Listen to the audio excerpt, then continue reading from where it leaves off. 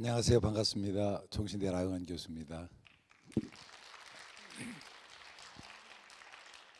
이게 강의하는 사람이 컨디션 관리하는 게 자기 정말 중요한 사명이기도 한데, 제가 총신대학교 학생 24명을 데리고 필리핀에 아울렛에 갔다가 오늘 아침에 도착했습니다.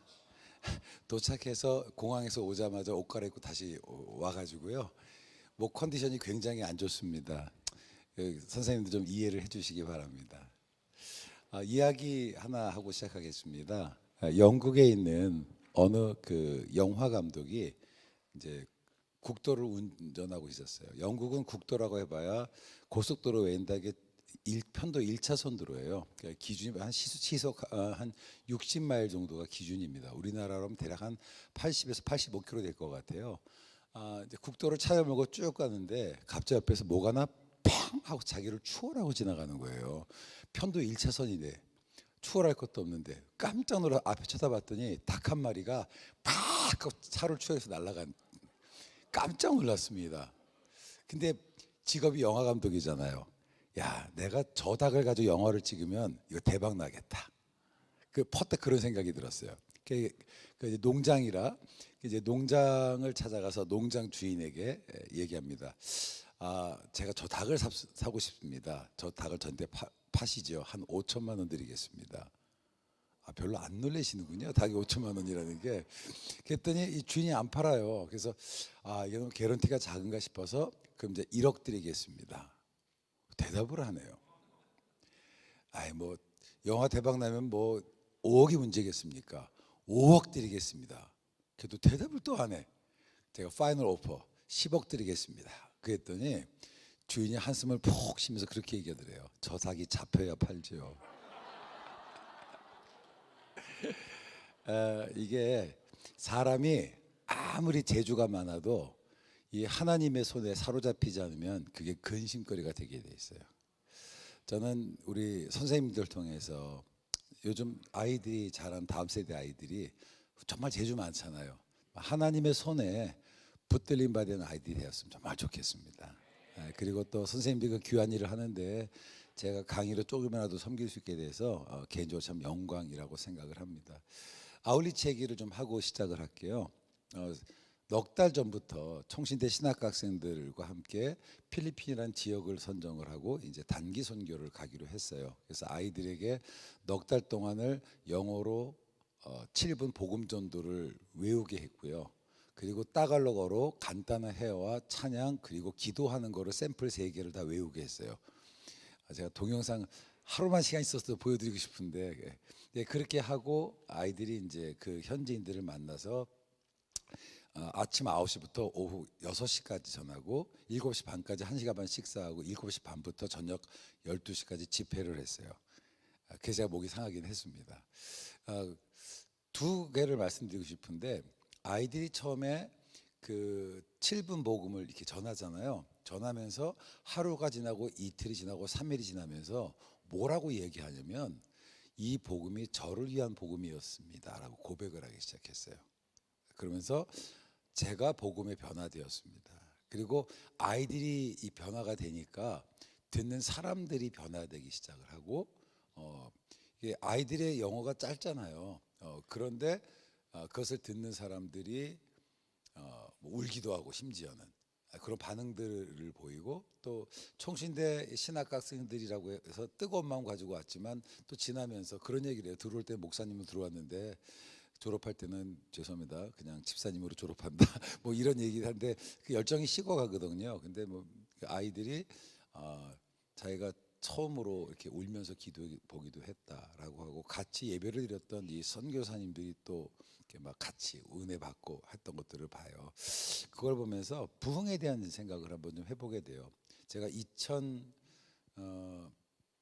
갑자기 머리가 까매지는데 1996년도에 런던에 있는 어느 교회에서 설교를 했어요.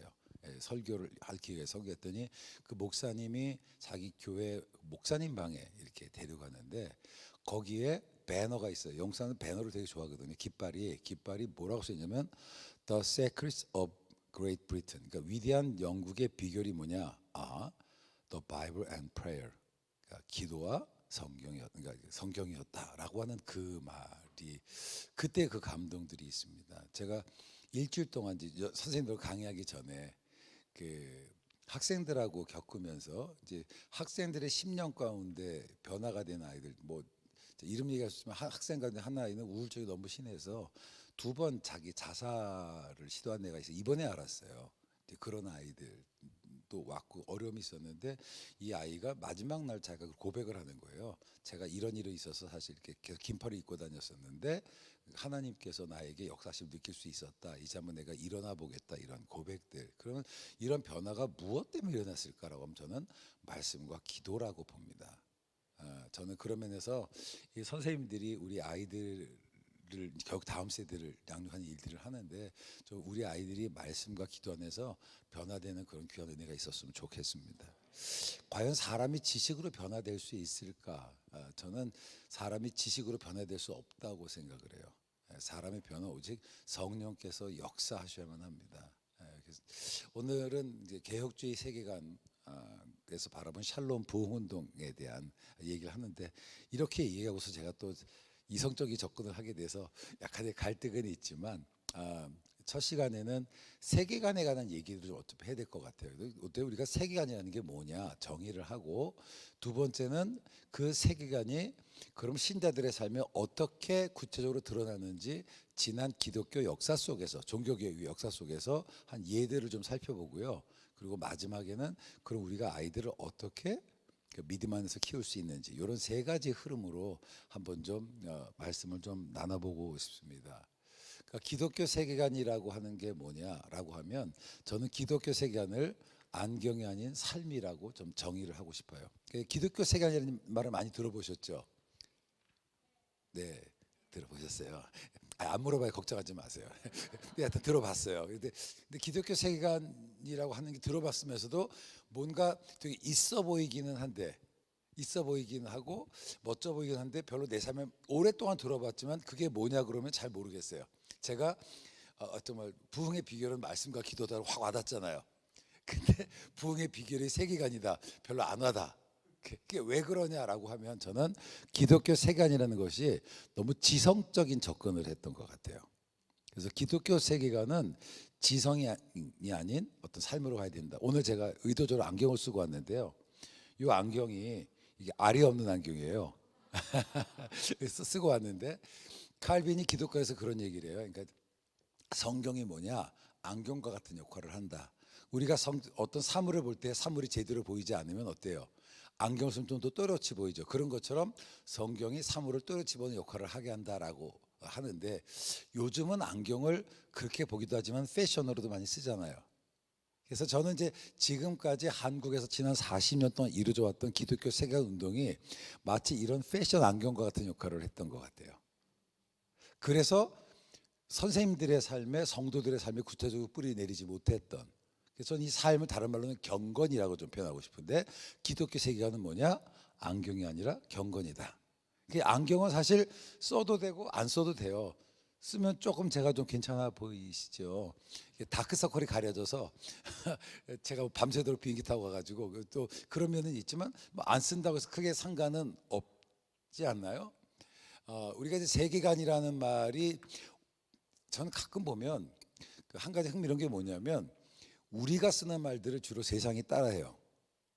근데 우리는 세상이 이미 용도 폐기한 용어들을 쓰더라고요. 예를 들어서 요즘 기업마다 가치 경영이라는 얘기를 하죠. 또 기업마다 비전 얘기하죠. 근데 비전이라는 말을 가장 많이 썼던 데가 어디예요? 교회예요. 네, 선생님들 2023년도 여러분의 부서에 교육 목표 있어요, 없어요? 있어요. 요즘은 기업은 그런 거 안 하거든. 그러니까 이미 경제개발 5개년 계획 방식으로 목표를 설정하고 표를 정하고 했던 것은 이전 방식이에요. 근데 그렇게 해도 안 되더라는 거라고. 그래서 결국은 그것이 아니라 사람의 마음을 움직여야 되는데 제가 현대에 가서 강의를 한 적이 있었는데 회의실이 뭐냐면 belief, sharing 뭐 이렇게 돼 있어요. 이게 다 이렇게 성경 용어인가요? 제가 또 코롱에 또 갔어요. 코롱에 갔는데 거기도 이런 이름 용어들이 돼 있더라고. 그런데 우리는 제1교육관 이게 한번 좀 생각해봤으면 좋겠어요. 지금 세상이 자기들이 해왔던 것이 아니라 우리에게서 대안을 찾고 있는데 우리는 오히려 거꾸로 세상이 용도 폐기해버린 지나간 아웃데이트된 그게 좋아 보여서 따라가려고 하는 것 같은.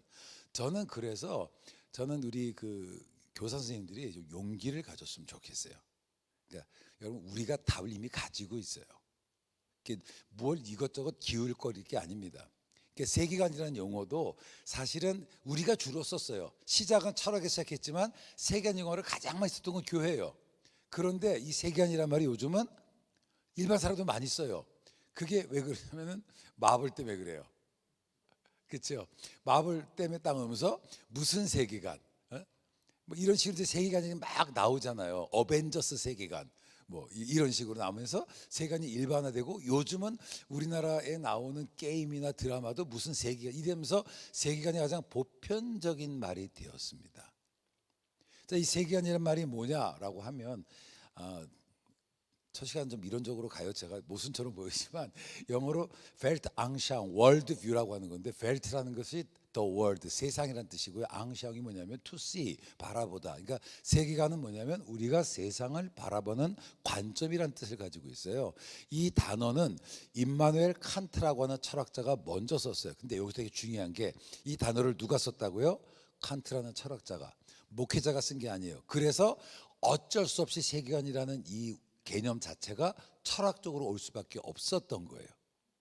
그리고 우리나라에서 세계관 운동을 했던 사람들도 대개 철학을 전공했던 크리스찬 교수님들의 세계관 운동이 이루어졌기 때문에 있어 보이는데 나랑은 좀 거리가 먼 것처럼 왔던 거죠.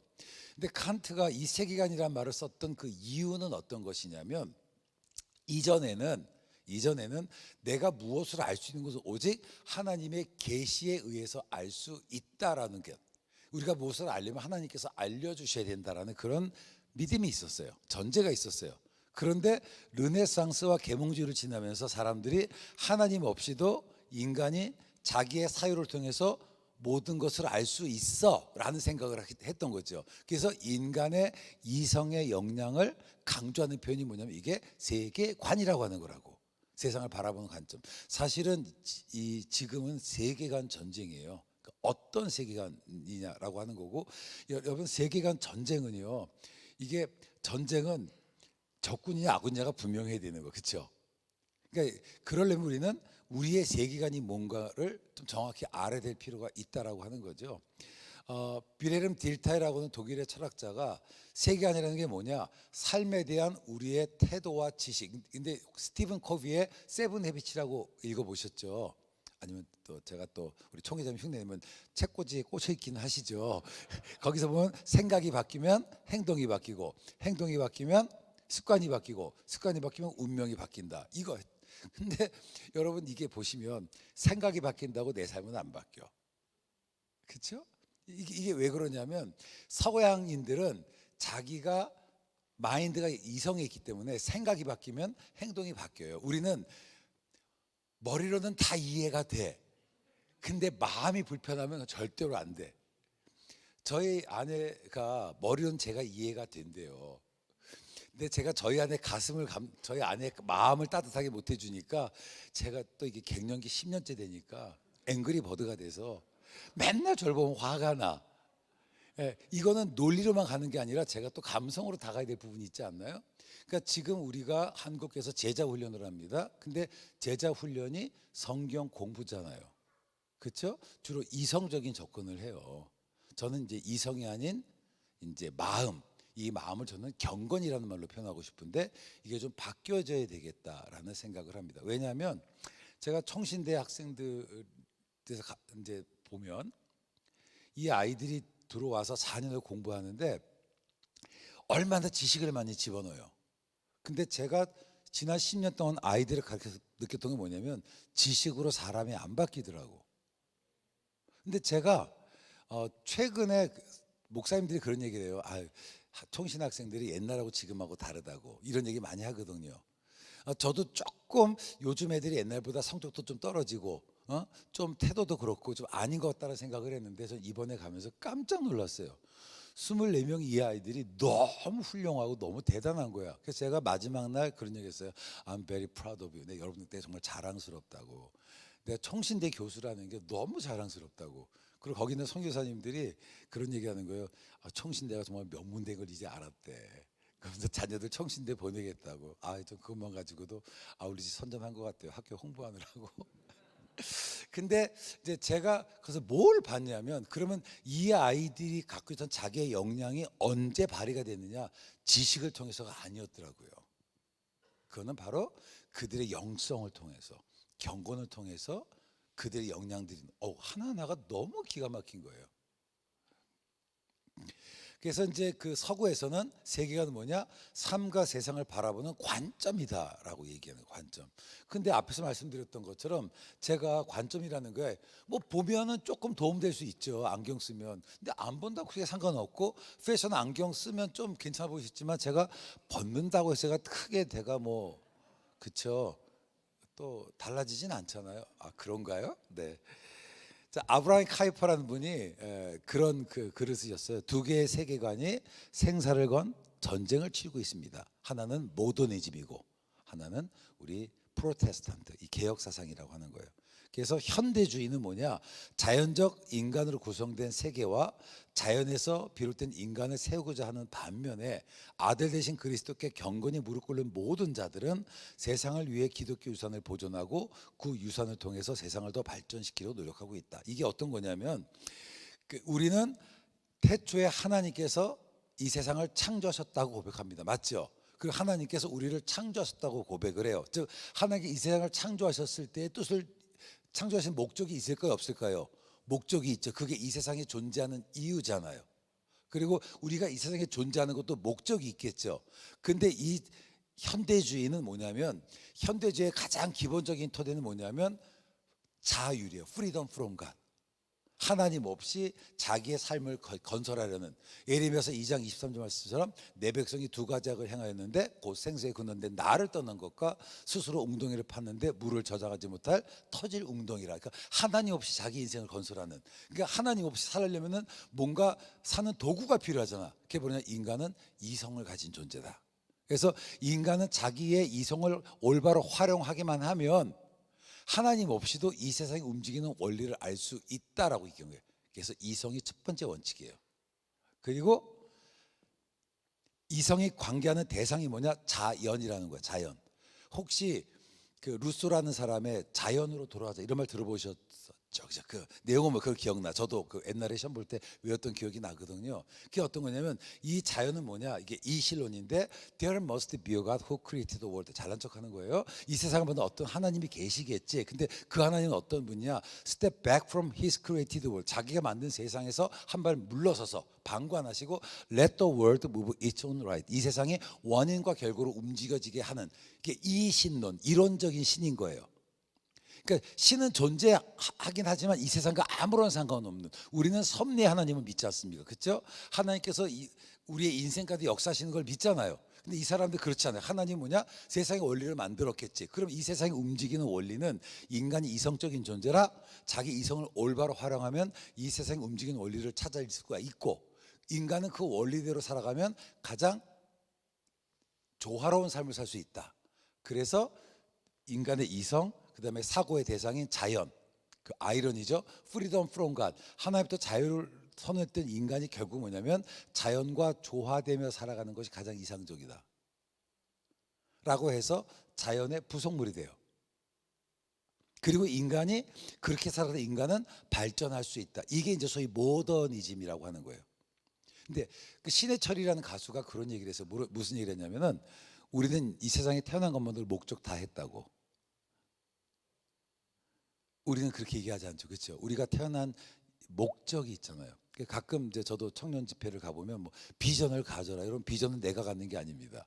하나님 나에게 두시는 거고 나는 그 두신 비전을 받아들이는 거지. 꿈은 우리가 꾸는 게 아니잖아요. 하나님께 내게 꾸신 걸 받아들이는 거지. 선생님들이 교육을 통해서, 특히 내 말이 아니라 성경을 통해서 정말 우리 아이들이 성경을 공부하는 가운데, 말씀을 읽는 가운데 하나님께 나에게 주신 뜻을 발견하는, 그게 저는 그 다음 세대 교육의 중요한 핵심이라고 생각이 들어요. 만약 우리가 이 투쟁을 영어롭게 승리의 소망을 가지고 싸우려면 원리에 맞서 원리로 대항을 해야 되는데, 문제는 뭐냐면 우리가 현대주의가 뭔지를 모르고 살아온 거예요. 그래서 우리의 뭐 권사님들 또 장로님들이, 여러분 자녀들 베이비 부모 시대의 장로님들이 우리 아이에게 양질의 교육을 주고 싶어 좋은 학교를 보내고 좋은 학원을 보냈단 말이에요. 그런데 그 아이들이 무슨 교육을 받는지 내용은 몰랐어. 근데 거기서 세속주의, 현대주의 도전을 받았던 거예요. 그 결과 아시다시피 여기 계신 젊은 선생님들은 별종이지 대부분은 교회 안 나오잖아요. 왜 그럴까요? 부모님이 신앙이 없으신 분도 아니고 어렸을 때 주일학교 안 다닐 분도 아니고, 왜냐하면 이미 세속의 원리로 무장이 된 거예요. 알게 모르게. 그래서 이제 우리가 할 일이 뭐냐면 우리의 원리들을 가르쳐야 돼. 그 원리를 기독교 세계관이라고 표현하는 거예요. 그리고 아브라함 카이퍼는 칼빈주의, 즉 성경에 기초한, 다른 말로 저는 개혁주의 그 토대에서 그 대안을 발견했다라고 이야기를 하는 겁니다. 그래서 저는 이 시간에는 도대체 그러면 이 성경에 기초한 이 개혁주의 세계관이 뭔가 이런 얘기를 해야 되는데, 우리가 저는 기독교 세계관의 말 대신 용어를 개혁주의 세계관으로 바꿨으면 좋겠어요. 왜냐하면 기독교한테도 세계관이 너무 많아요. 그래서 우리는 개혁주의 세계관이다 이렇게 표현해서 너무 좋을 것 같습니다. 그래서 기독교 세계관 또는 개혁주의 세계관은 뭐냐? 우리는 무엇을 통해서 봐요? 성경을 통해서 보는 거예요. 이성이 아니라 뭐라고요? 성경, 계시, 이게 중요한 거예요. 예를 들어서 혹시 앞에 마스크 쓰신 선생님 계시죠? 어느 교회에서 오셨나요?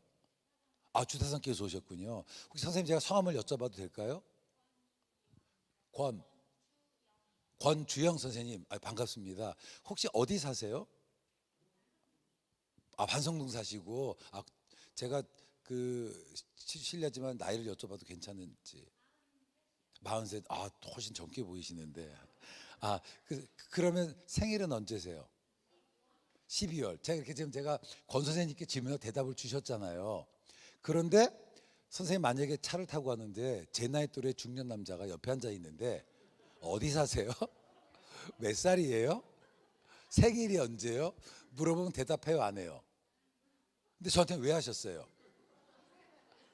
이게 중요한 거예요. 우리는요, 이 소위 현대인들은 내가 저 대상을 주도적으로 알 수 있다고 생각하지만, 제가 우리 권 선생님 아는 것도 제가 아는 게 아니라 저를 아는 권 선생님이 저를 불쌍히 여겨서 제가 질문할 때 대답 안 하면은 제가 너무 무안할까 봐 제가 사실 전화번호도 못 쓰면 다 알려줬을 거라고.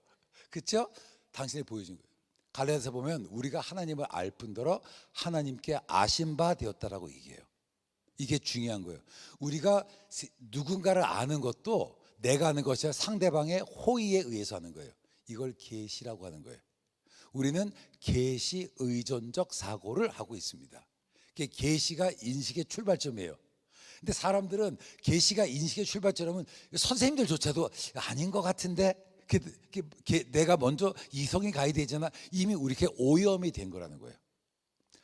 우리는 보아야 믿겠다고 그러죠. 도마처럼. 예수님 뭐라고 그래요? 믿어야 본다라고 얘기하잖아요. 돌무덤을 옮기라고. 죽은 지 4일이나 됐나이다. 내가 믿으면 하나님의 영광을 볼 것이다. 믿음의 인식의 출발이에요. 그런데 현대주의는 끊임없이 뭘 강조해? 인간의 이성.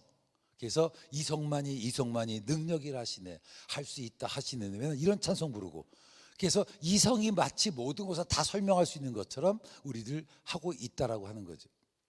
그래서 기독교 세계는 뭐냐? 인간의 이성이 아니라 성경을 통해서 세상을 바라보는 겁니다.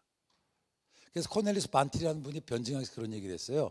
우리는 성경에 기초한 칼빈주의 혹은 개혁주의적 세계관을 통해서 세상을 바라보고 설명하는 것이다. 데빗 노에벨이라는 사람이 안경이라는 말을 처음 썼어요. 그래서 기독교 세계관을 안경이라고 하지만, 앞에서 얘기했던 것처럼 안경은 조금 도움 주기는 해요, 보는 것을. 하지만 삶의 변화는 주지를 않아요. 제가 91년에 대학원을 졸업하고 기독교 세계관 운동에 동참해서 계속 그 일을 해왔어요. 저도 40년 이상 그 일을 해왔는데, 해오면서 제가 느낀 것은 뭐냐면 이게 왜 도대체 한국 교회 40년 동안 해왔지만 성도들에게 이렇게 뿌리 내리지 못했을까라고 했을 때 이게 안경이라고 그러더라고. 안경은 안 써도 되잖아요. 꼭 쓸 이유는 없잖아요. 그래서 기독교 세계관은 뭐냐? 믿음을 수반한 행동과 삶이다. 이게 기독교 세계관인 거예요. 예수님을 만난 분들은 그들의 사고가 변한 게 아니라 그들의 인격이 바뀌었습니다. 그들의 삶이 변화됐어요. 이 부분은 우리가 놓치고 있는 것은 아닌지. 그래서 기독교 세계관은 뭐냐? 우리가 살아가는 방식이라고 제가 말씀을 드리고 싶습니다. 기독교 세계관은요, 이 사유의 산물이 아니에요. 그러니까 한국에서 특별히 서양도 마찬가지인데 기독교 세계관이 지성적 운동이 된 것은 이거를 주도했던 사람이 철학자였어요. 그러니까 철학적인 접근만 하는 거예요. 저도 많이 읽었어요. 그런데 성경 읽었을 때 오는 그 뜨거움들이 책을 읽어서는 안 오더라고요. 그래도 저도 나름 목사예요. 근데 사람들이 만약에 저한테 너 설교랑 강의랑 둘 중에 뭐 하고 싶냐면 전 설교를 하고 싶어요. 물론 강의를 좀 더 잘하겠죠. 근데 제가 왜 그러냐면 강의로 사람을 못 바꾸더라고. 하지만 설교는 사람을 바꾸더라고요. 거기는 학생들이 제 수업을 4년 동안 들었던 학생들도 있잖아요. 근데 대면 지냈거든. 별로 인생이 안 변했는데 딱 5일 동안 매일 예배를 드리면서 제 설교를 1시간씩 어쨌든 듣고 하다 보니까 이 아이들이 저를 대하는 태도가 바뀌어지기 시작해요. 여러분, 지식이 사람을 못 바꿉니다. 말씀만이 사람을 바꿀 수가 있는 거예요. 그러면서 선생님들이 정말 아이들한테 저는 성경을 스스로 읽게 해주는 것도 되게 중요해요. 저희가 이제 이번에 그 전도를 하면서 이제 설명을 하잖아요. 근데 놀라운 건 뭐냐면 성경을 읽어줄 때 때때로는 그분들의 성경을 읽게 해요. 현지어로. 근데 매일 2명씩 어떤 일이 있냐면 자기가 죄인이라는 구절을 읽을 때 눈물을 팡팡 쏟으시는 거예요. 아마 캐톨릭 문화권이라 어쩌면 그게 익숙해졌는지 모르겠지만 설명이 아니라 말씀입니다. 그래서 저는 그 아이들 교육할 때 성경은 아이들이 읽게 하는 것도 되게 좋을 거라는 생각이 들어요. 말씀 읽는 가운데. 세계관은 뭐냐? 세상을 보는 관점을 넘어섭니다. 세계관은 뭐냐? 지성을 넘어선 경건운동이다. 그래서 우리가 세상을 보는 관점이라고 하자면 그것은 나의 의사를 결정하고 행동까지 연결되는 이게 세계관 운동이라고 하는 거죠. 그래서 이걸 저는 삶이다. 그래서 안경이 아닌 삶이다. 삶이라는 것을 우리가 표현하는 좋은 단어가 뭐예요? 경건이다. Train yourself to be godly. 경건해지도록 내 자신을 연단하라. 이 경건이라는 것, 이것이 필요하다라고 봅니다. 로마서 12장 2절 말씀 보면 너희는 이 세대를 본받지 말고 오직 마음을 새롭게 함으로 변화를 받아. 뭘 새롭게 하라고 그래요? 마음. 이 마음이 마인드거든요. 그러니까 서양 사람들은 마음을 새롭게 해야 되는구나 라고 해서 어떻게 했어요? 이성이잖아. 그들은 지식을 주입했던 거예요.